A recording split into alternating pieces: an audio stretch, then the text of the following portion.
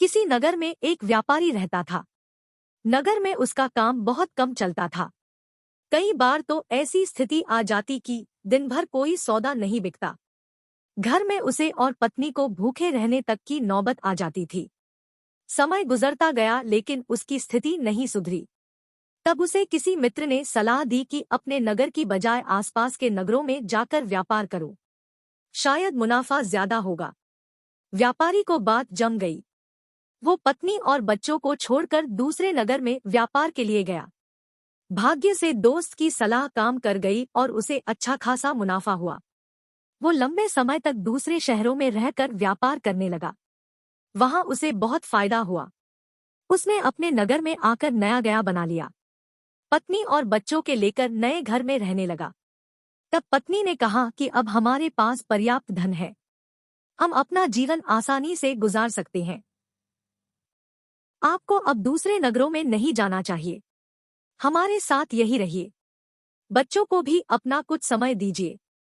व्यापारी ने कहा, मैं अभी और धन कमाना चाहता हूँ ताकि तुम लोगों को और बेहतर जीवन दे सकूं। हमारे बच्चों को वैसे दिन ना देखने पड़े जैसे मैंने और तुमने देखे हैं।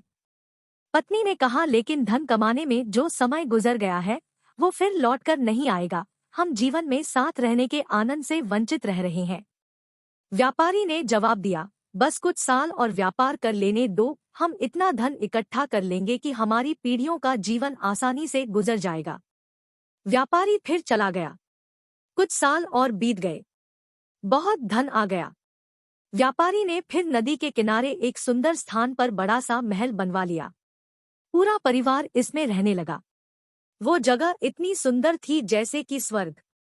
तब व्यापारी की बेटी ने उससे कहा कि पिताजी, हमारा पूरा बचपन बीत गया लेकिन हम आपके साथ रह ही नहीं पाए। अब तक हमारे पास इतना धन भी है कि 5-6 पीढ़ियों तक हमें कोई समस्या नहीं आ सकती। अब आप हमारे साथ रहें।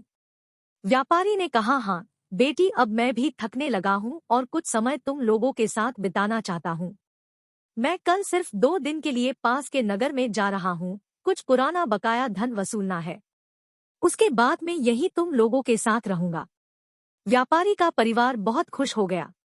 अगले दिन व्यापारी दूसरे नगर चला गया और उसी दिन भयानक बारिश शुरू हो गई और जिस नदी के किनारे व्यापारी ने अपना महल बनाया था उसमें बाढ़ आ गई। महल सहित उसका पूरा परिवार बाढ़ में बह गया। व्यापारी जब लौटा तब तक सब उजड़ चुका था। कहानी से सीख, सुख और खुशियां सिर्फ धन से नहीं आती।